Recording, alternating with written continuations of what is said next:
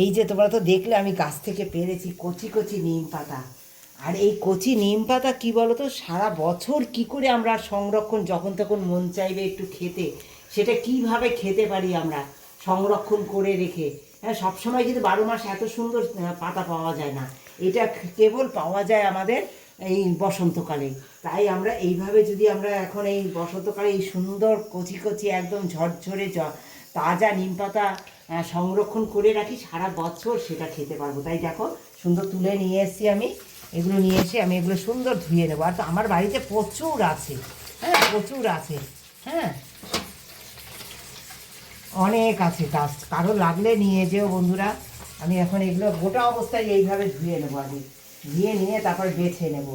হ্যাঁ, তো দেখলে এগুলো দেখো সুন্দর ধুয়ে নিয়েছি, কিন্তু বাছাটা কিভাবে ভাজতে হয় জানো? এই গোটা অবস্থায় যে পাতার ডানটিতে রয়েছে না, এই অবস্থায় বাছতে হয়, তাহলে খুব তাড়াতাড়ি বাছাটা হয়ে যায়। তো সব পাতাগুলো সমস্ত দেখা যাচ্ছে। হ্যাঁ, এ পাশ দেখে নিলাম, আবার এ পাশ দেখে নিলাম।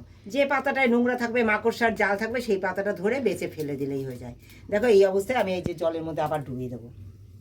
এই দেখে দেখে আমি সুন্দর ডুবিয়ে দেবো। দেখো এই যে ও পাশে এই যে একটা পোকা আছে, ধরে ফেলে দিলাম। হ্যাঁ, এইভাবে করে নিলে না খুব সহজে খুব তাড়াতাড়ি করা যায়। এই দেখো পাতাগুলো সব নিয়ে নিয়েছি ছাড়িয়ে, এই ডানটি থেকে ঠিক এইভাবে ছাড়িয়ে নিয়েছি, এইভাবে সমস্ত পাতাগুলো আমি ছাড়িয়ে নিয়েছি। হ্যাঁ, দেখো এইবার এই যে শুকনো খোলা, দেখো একদম শুকনো, আর একদম আঁশ থাকবে না, কোনো জাল দেবো না, তাতে দিয়ে দেবো আমি। হ্যাঁ, দিয়ে এটা সুন্দর আমি একদম শুকিয়ে নেবো, মচমচে করে শুকিয়ে নেবো। ভাজা হবে না, কিন্তু শুকিয়ে নেবো, একদম কাঁচা ভাবটা শুকিয়ে নেবো আর মচমচে করে নেবো। এই আজে থাকবে এইভাবে আমার, এইভাবে পাতিয়ে দিয়ে দেবো, এইভাবে পাতিয়ে দিয়ে দেবো বন্ধুরা, এইভাবে সুন্দর আর সুন্দর এগুলো শুকিয়ে, পাতাগুলো কাঁচা থেকে একদম শুকিয়ে যাবে।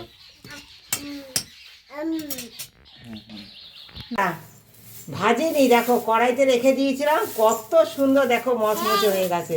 এই দেখো দারুণ মচমচে হয়ে গেছে। এবার কি বলো তো, এইগুলো এরকম গুঁড়ো করে নেবো। হ্যাঁ, এটা একটু মিক্সচারে আমি গুঁড়ো করে নেব, একবার সুন্দর স্মুথ তৈরি হয়ে যাবে।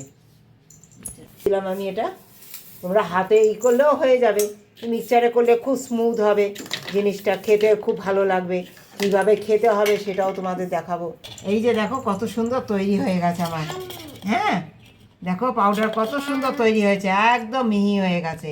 আর আলু সেদ্ধ করে নিয়েছি, আলুটা সুন্দর মেখেও নিয়েছি বন্ধুরা। কিন্তু এটার সঙ্গে কি, তোমরা তো দেখেছো আমি নিম পাতা গুঁড়ো করে নিয়েছি। হ্যাঁ, কড়াইতে শুকনো খোলায়।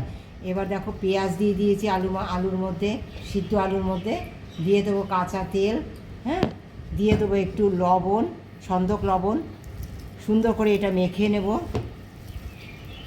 তারপরে দেখো কী দিয়ে দেবো, দেখো তোমাদের যে যতটা পরিমাণ তিতো খেতে ভালোবাসো বা প্রয়োজন আছে, সে ততটা পরিমাণেই এই নিম পাতার গুঁড়ো দিয়ে নেবে।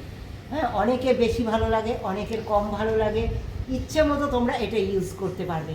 মুখে রুচি পাল্টাতে ইচ্ছা করছে, খেতে বসে হঠাৎ ভালো লাগছে না, একটুখানি মুখে রুচি পাল্টাই, এইটা যদি তোমার থাকে আর কিছুই লাগবে না। দেখো এই দিয়ে দিলাম নিম পাতার গুঁড়ো। হ্যাঁ, দিয়ে সুন্দর এর মধ্যে মেখে নেব। তৈরি হয়ে গেল আমার নিম পাতার ভর্তা। কেমন লাগলো আমার এই নিম পাতার ভর্তার রেসিপি, একবার তোমরা বলো। আর যদি ভালো লাগে নিজেরা ট্রাই করো, একবার কমেন্ট দিয়ে জানিও যে তৈরি করে খেয়ে কেমন লেগেছে। ভালোবাসা দিয়ে আমার পাশে থেকো, একটা লাইক দিয়ে দিও পাশে। অনেক বন্ধুরা আসো কমেন্ট দাও, কিন্তু একটা লাইক দাও না কেন গো বন্ধুরা? একটা লাইক দিও তোমরা। আর যারা নতুন বন্ধুরা আছো, এসেছো, তারা একটা সাবস্ক্রাইব করে দিও, ভালোবাসা দিয়ে এইভাবে তোমরা আমার পাশে থেকো।